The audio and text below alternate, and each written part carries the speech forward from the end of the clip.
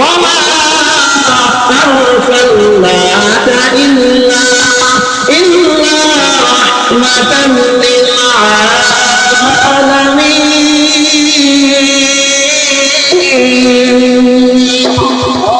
جہاں تک ہے ربوبیت خدا کی وہاں تک ہے نبویت مصطفیٰ کی امام الاولین والآخرین بحر صدر رحمت للعالمین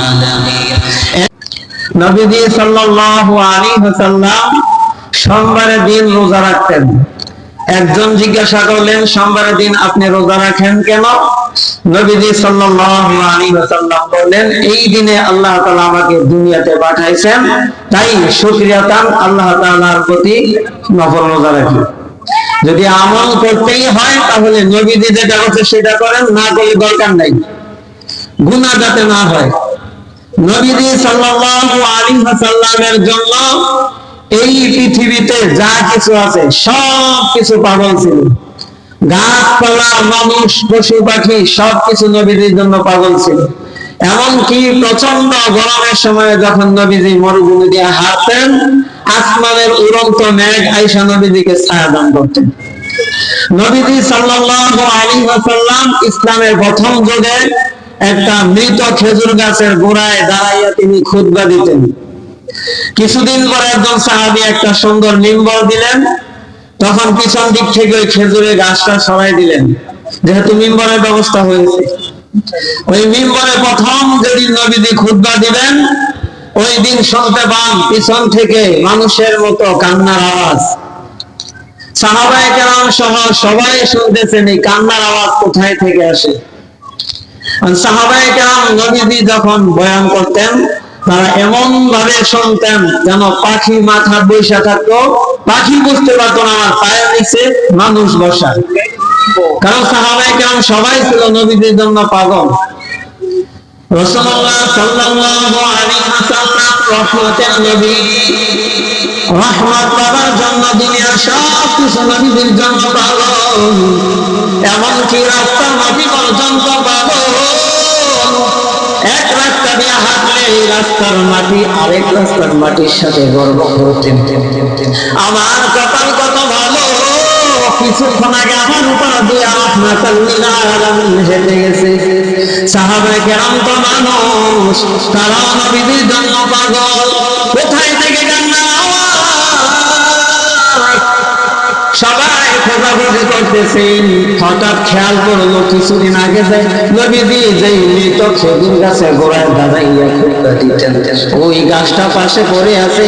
ওই গাছের ভিতর থেকে নবীজি দুনিয়ার সব জিনিসের ভাষা বুঝতেন।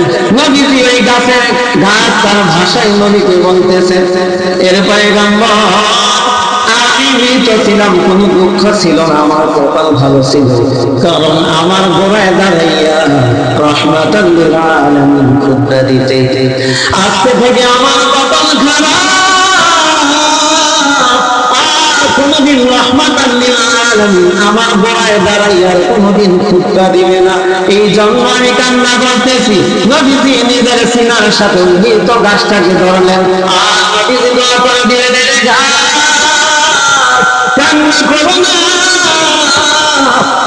আমি রহমাতাল লিল আলামিন তোমার জন্য দোয়া করে দিলাম।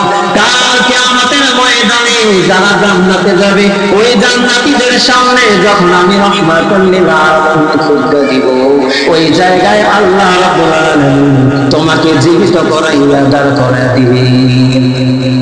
এই জন্য আল্লাহ তাআলা বলেছেন, দুনিয়ার সব কিছুর জন্য আমি নবীকে রহমত হিসেবে পাঠাইলাম। ওয়া أرسلناك إلا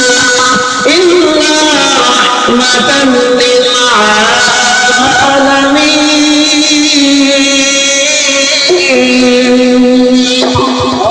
جہاں تک ہے ربوبیت خدا کی وہاں تک ہے نبویت مصطفیٰ کی امام الاولین والآخرین বাহরে সাদরা রাহমাতাল লিল আলামিন।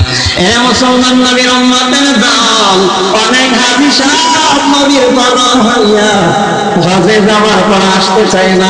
অনেকে দোয়া করে, ও দয়ার মালিক, নবীদের পবিত্র জমিন আমাকে মৃত্যু দান করেন, যাতে করে কবরে যাওয়ার পর নবীদের মাটি আমার গায়ের মধ্যে লাগে। এরে মুসলমান নবীর উম্মতের দল, সব মানুষের দোয়া যদি আল্লাহ তাআলা কবুল করে নেয়, তাহলে আমাদের কবর মক্কা মদিনাতে হতে পারে। এই জন্য সবাই দোয়া করবো, আল্লাহ রাব্বুল আলামিন যেন আমাদের সকলকে নবীদের খাঁটি আশিক হিসাবে কবুল করে নেন। ওয়া মা তাওফীক